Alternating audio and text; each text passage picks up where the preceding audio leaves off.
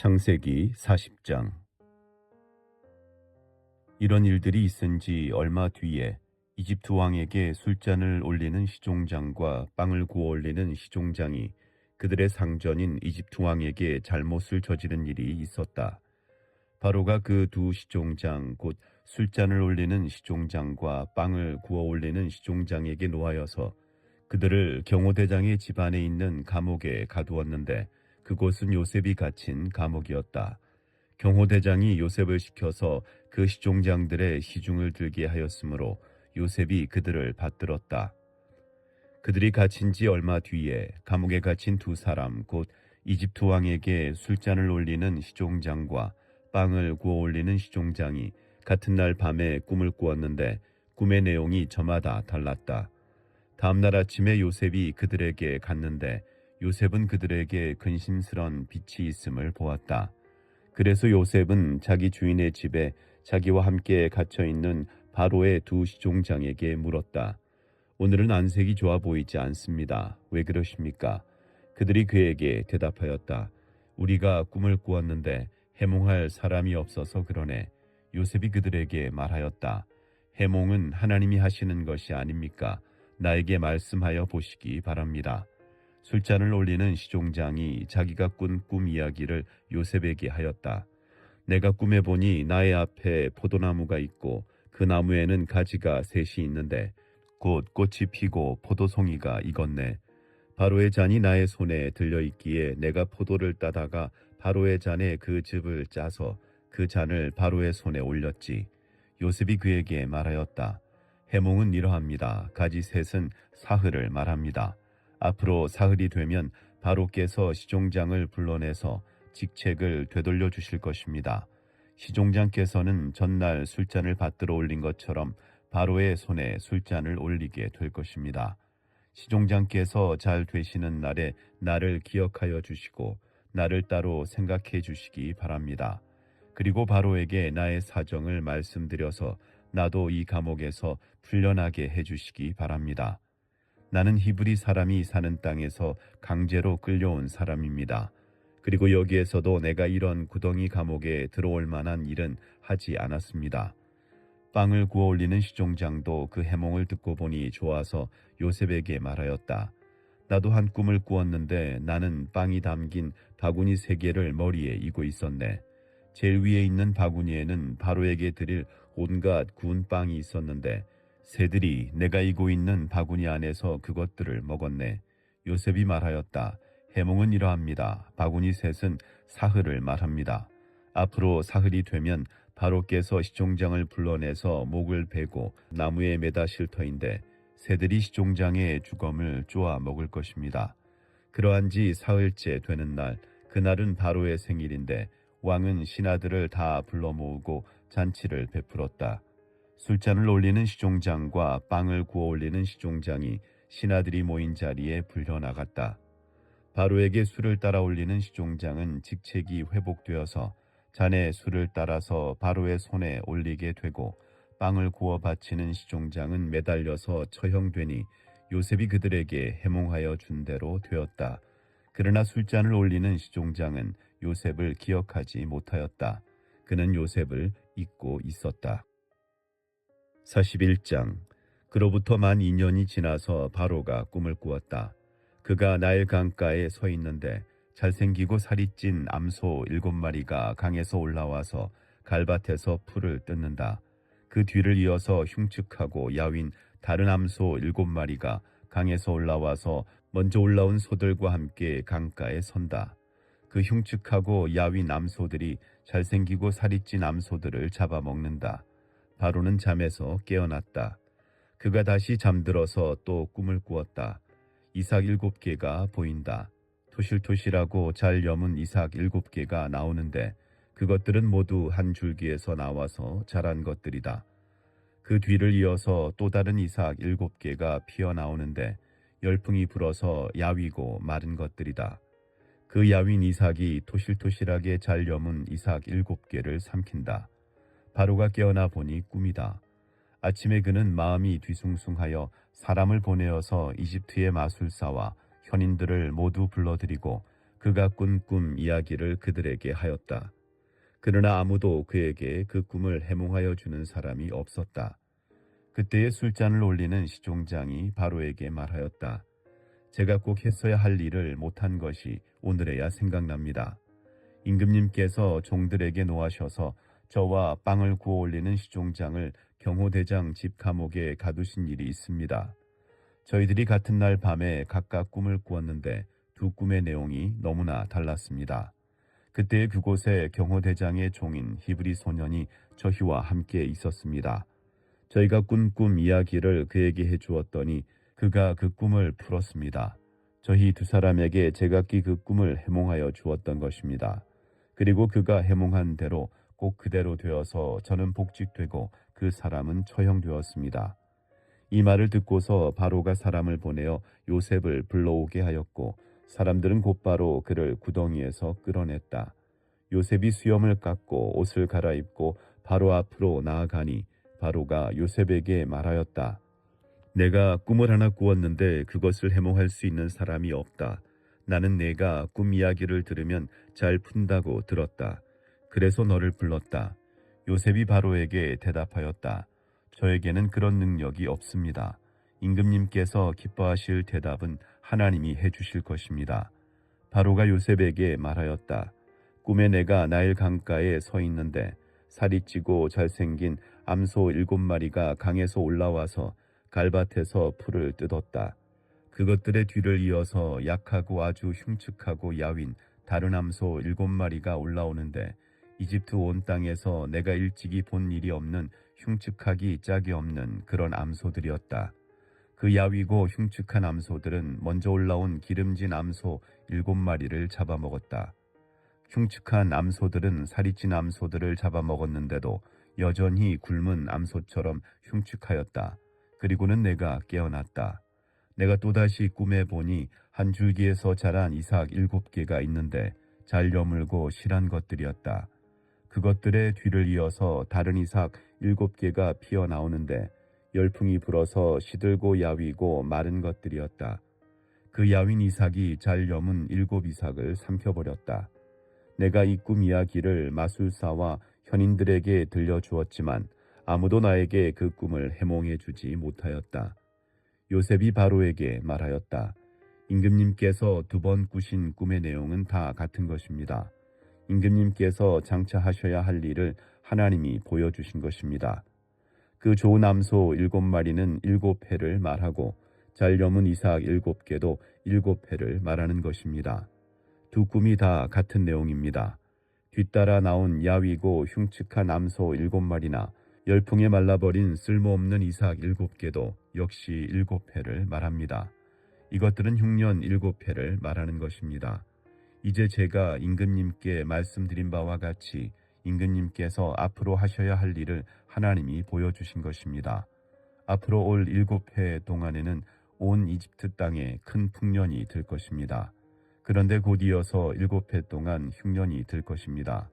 그렇게 되면 이집트 땅에 언제 풍년이 있었더냐는 듯이 지나간 일을 다 잊어버리게 될 것입니다.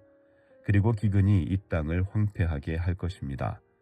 풍년이 든 다음에 오는 흉년은 너무나도 심하여서 이집트 땅에서는 아무도 그 전에 풍년이 든 일을 기억하지 못할 것입니다. 임금님께서 같은 꿈을 2번이나 거듭 꾸신 것은 하나님이 이 일을 하시기로 이미 결정하시고 그 일을 꼭 그대로 하시겠다는 것을 말씀해 주시는 것입니다.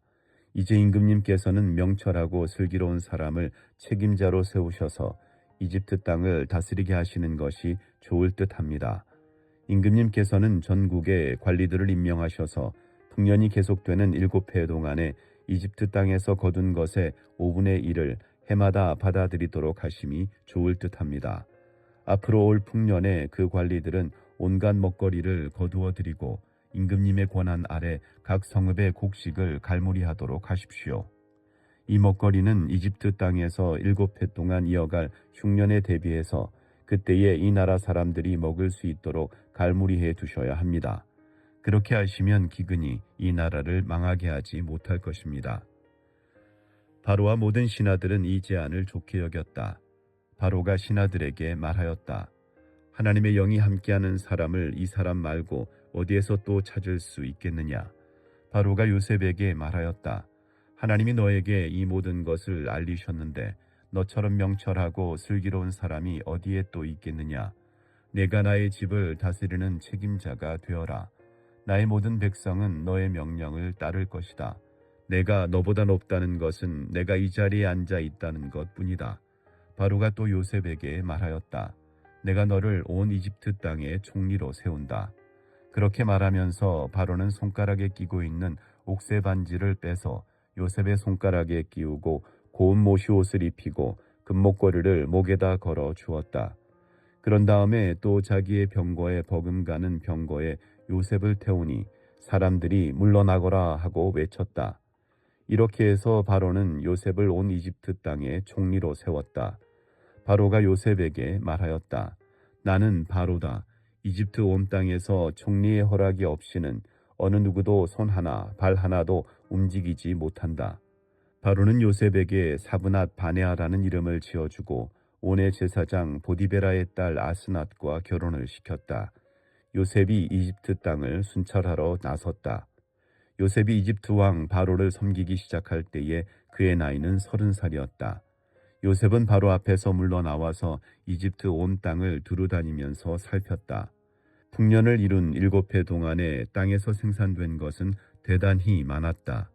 요셉은 이집트 땅에서 7해 동안 이어간 풍년으로 생산된 모든 먹거리를 거두어 들여 여러 성읍에 저장해 두었다.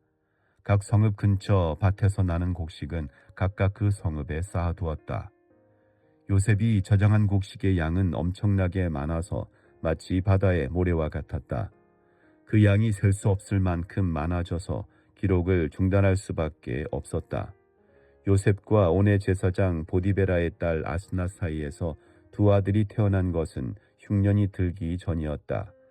요셉은 하나님이 나의 온갖 고난과 아버지 집 생각을 다 잊어버리게 하셨다 하면서 맏아들의 이름을 므낫세라고 지었다. 둘째는 내가 고생하던 이 땅에서 하나님이 자손을 번성하게 해주셨다 하면서 그 이름을 에브라임이라고 지었다. 이집트 땅에서 7해 동안 이어가던 풍년이 지나니 요셉이 말한 대로 7해 동안의 흉년이 시작되었다. 온 세상에 기근이 들지 않은 나라가 없었으나 이집트 온 땅에는 아직도 먹거리가 있었다. 그러나 마침내 이집트 온 땅의 백성이 굶주림에 빠지자 그들은 바로에게 먹을 것을 달라고 부르짖었다. 바로는 이집트의 모든 백성에게 요셉에게로 가서 그가 시키는 대로 하여라 하였다. 온 땅에 기근이 들었으므로 요셉은 모든 창고를 열어서 이집트 사람들에게 곡식을 팔았다. 이집트 땅 모든 곳에 기근이 심하게 들었다. 기근이 온 세상을 뒤덮고 있었으므로 다른 나라 사람들도 요셉에게서 곡식을 사려고 이집트로 왔다. 42장. 야곱은 이집트에 곡식이 있다는 말을 듣고서 아들들에게 말하였다. 얘들아, 왜 서로 얼굴들만 쳐다보고 있느냐? 야곱이 말을 이었다. 듣자 하니 이집트에 곡식이 있다고 하는구나. 그러니 그리로 가서 곡식을 좀 사오너라. 그래야 먹고 살지 가만히 있다가는 굶어 죽겠다. 그래서 요셉의 형 10명이 곡식을 사려고 이집트로 갔다. 야곱은 요셉의 아우 베냐민만은 형들에게 딸려 보내지 않았다. 베냐민을 같이 보냈다가 무슨 변이라도 당할까 보아 겁이 났기 때문이다.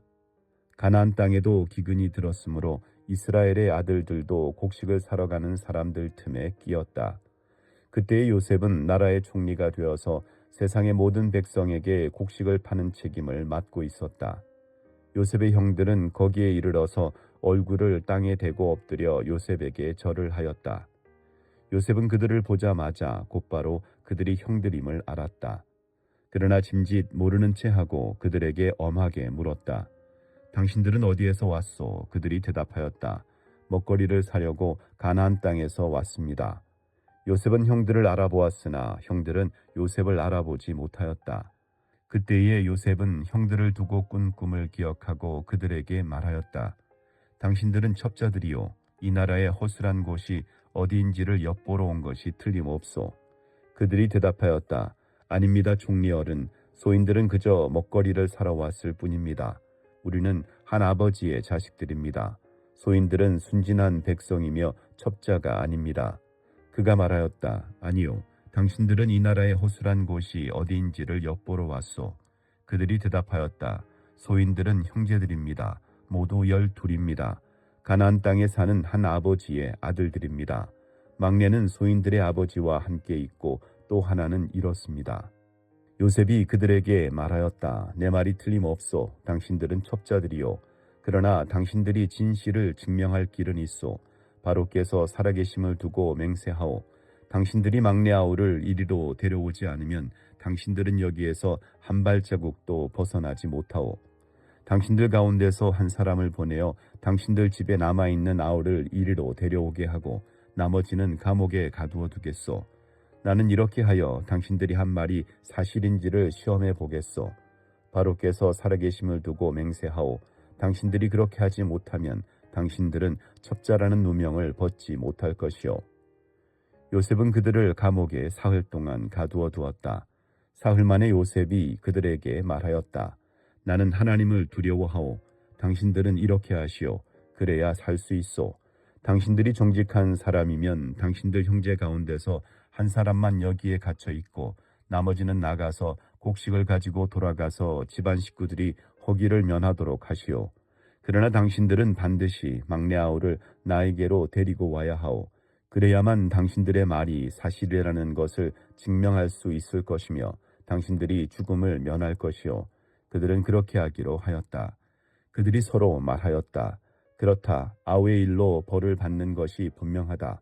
아우가 우리에게 살려달라고 애원할 때에 그가 그렇게 괴로워하는 것을 보면서도 우리가 아우의 애원을 들어주지 않은 것 때문에 우리가 이제 이런 괴로움을 당하는구나. 르우벤이 그들에게 대답하였다. 그러기에 내가 그 아이에게 못할 짓을 하는 죄를 짓지 말자고 하지 않더냐. 그런데도 너희는 나의 말을 들은 채도 하지 않았다. 이제 우리가 그 아이의 핏값을 치르게 되었다. 그들은 요셉이 통역을 세우고 말하였으므로 자기들끼리 하는 말을 요셉이 알아듣는 줄은 전혀 알지 못하였다. 듣다 못한 요셉은 그들 앞에서 잠시 물러가서 울었다. 다시 돌아온 요셉은 그들과 말을 주고받다가 그들 가운데서 시므온을 끌어내어서 그들이 보는 앞에서 끈으로 묶었다. 요셉은 사람들을 시켜서 그들이 가지고 온 통에다가 곡식을 채우게 하고 각 사람이 낸 돈은 그 사람의 자루에 도로 넣게 하고 또 길에서 먹을 것은 따로 주게 하였다. 요셉이 시킨 대로 다 되었다. 그들은 곡식을 나귀에 싣고 거기를 떠났다. 그들이 하룻밤 묵어갈 곳에 이르렀을 때에 그들 가운데서 한 사람이 자기 나귀에게 먹이를 주려고 자루를 풀다가 자루 아귀에 자기의 돈이 그대로 들어있는 것을 보았다. 그는 이것을 자기 형제들에게 알렸다. 내가 낸 돈이 도로 돌아왔다. 나의 자루 속에 돈이 들어있어. 이 말을 들은 형제들은 얼이 빠진 사람처럼 떨면서 서로 쳐다보며 한탄하였다. 하나님이 어찌하여 우리에게 이런 일을 하셨는가? 그들은 가나안 땅으로 아버지 야곱에게 돌아가서 그동안 겪은 일을 자세히 말씀드렸다. 그 나라의 높으신 분이 우리를 보더니 엄하게 꾸짖고 우리를 그 나라를 엿보러 간 첩자로 여기는 것입니다. 그래서 우리는 그에게 우리는 정직한 사람입니다. 우리는 첩자가 아닙니다.